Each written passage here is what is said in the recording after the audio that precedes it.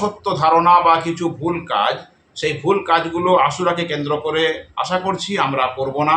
না জেনে যদি করে থাকি বিগত দিনের জন্য আল্লাহর কাছে ক্ষমা চেয়ে নেবো। প্রথমত, কারবালার কারণে আশুরা সম্মানিত হয়নি, এটা মাথায় রাখতে হবে, বা মহরম যেটাকে বলি আমরা, সেটা সম্মানিত হয়নি। তার 50 বছরের কাছাকাছি সময় পরে কিন্তু কারবালার ঘটনা ঘটেছে, ফলে এটার কারণে ইসলামী শরীয়ত সম্মানিত হয়নি।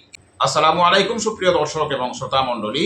মুহররম মাস চলছে। মুহররম মাসের তাৎপর্য, মুহররম মাসের গুরুত্ব অপরিসীম। আমরা বিগত ভিডিওতে সে বিষয়ে আলোচনা করেছি। আমরা সেই অনুযায়ী মুহররম মাসের যে দিনগুলোর কথা বলা হয়েছে, যে আমলগুলোর কথা বলা হয়েছে, সেই আমলগুলো করব এবং যাবতীয় অপকর্ম, ওই আমলগুলো ছাড়া যেগুলো করা হয় সেগুলো থেকে আমরা প্রত্যেকে বেঁচে থাকব। এই মুহররম মাসকে বা এই যে আশুরার দিনকে বা আমরা প্রচলিত অর্থে মহরম যেটাকে বলি, এই মহরমকে কেন্দ্র করে আমাদের কিছু অসত্য ধারণা আছে এবং কিছু ভুল কাজের সঙ্গে আমরা জড়িয়ে পড়ি। কিছু অসত্য ধারণা আমরা পোষণ করি এবং কিছু ভুল কাজের সঙ্গেও আমরা জড়িয়ে পড়ি।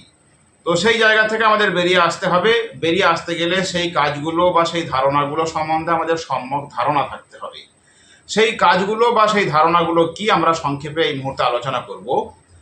প্রথমত, কারবালার কারণে আশুরা সম্মানিত হয়নি, এটা মাথায় রাখতে হবে, বা মহরম যেটাকে বলি আমরা, সেটা সম্মানিত হয়নি। কেননা কারবালার ঘটনা ঘটেছে 61 হিজরিতে, যা শরীয়ত পূর্ণ হওয়ার অর্ধ শতাব্দী পরে, অর্থাৎ মহানবী সাল্লাল্লাহু আলাইহি সাল্লাম মারা যাওয়ার পরেই, তার ওফাত হওয়ার পরেই কিন্তু শরীয়ত সম্পূর্ণ, ইসলামী বিধান সম্পূর্ণ হয়ে গেছে। তার 50 বছরের কাছাকাছি সময় পরে কিন্তু কারবালার ঘটনা ঘটেছে, ফলে এটার কারণে ইসলামী শরীয়ত সম্মানিত হয়নি। ইতিহাস হয়তো সাক্ষী থাকবে, ইতিহাসের একটা গুরুত্বপূর্ণ অধ্যায় হিসাবে আমরা কারবালার ঘটনাকে ধরতে পারি, উমাইয়া পিরিয়ডের একটা ঘটনা। তবে হ্যাঁ, এই মহিমান্বিত দিনে কারবালা সংঘটিত হওয়ার কারণে হযরত হুসাইন রাদিয়াল্লাহু আনহু যে শাহাদাত, তার মর্যাদায় এর মাত্রাটা বৃদ্ধি পেয়েছে।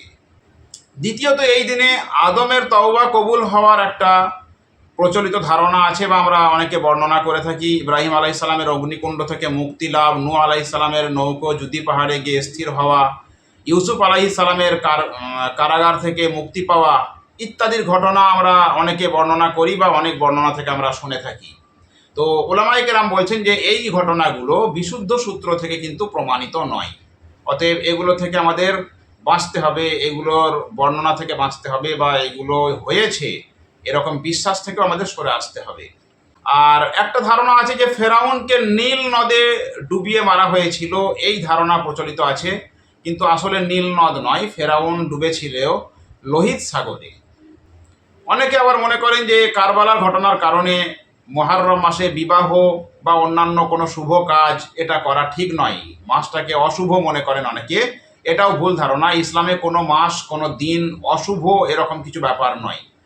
আর আশুরার দিনে অনেক জায়গাতে তাজিয়া মিছিল এসব হয়ে থাকে, এগুলো কিন্তু ঠিক নয়।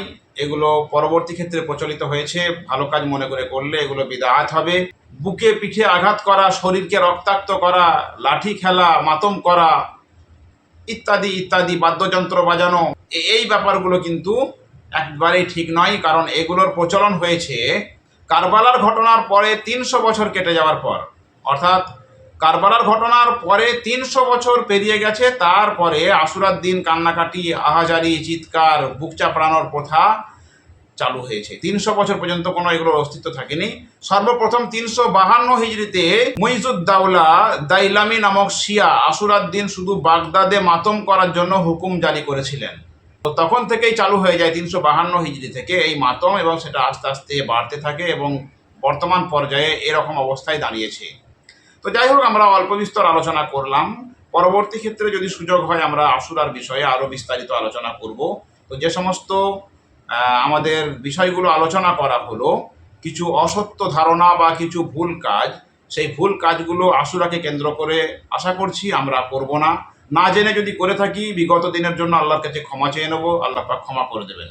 কিন্তু জানার পরে যদি আবার সেই অপকর্মগুলো, সেই ভুল ধারণাগুলো পোষণ করি, তাহলে কিন্তু আল্লাহ পাক জেনে গুনাহ করাটাকে বা জেনে অপরাধ করাটাকে অত্যন্ত গর্হিত কাজ হিসাবে গণ্য করবেন। তাই আমাদের সকলকে সতর্ক হতে হবে, সাবধান হতে হবে এবং সঠিক পথে চলার চেষ্টা করতে হবে। আসসালামু আলাইকুম ওয়া রাহমাতুল্লাহি ওয়া বারাকাতুহু।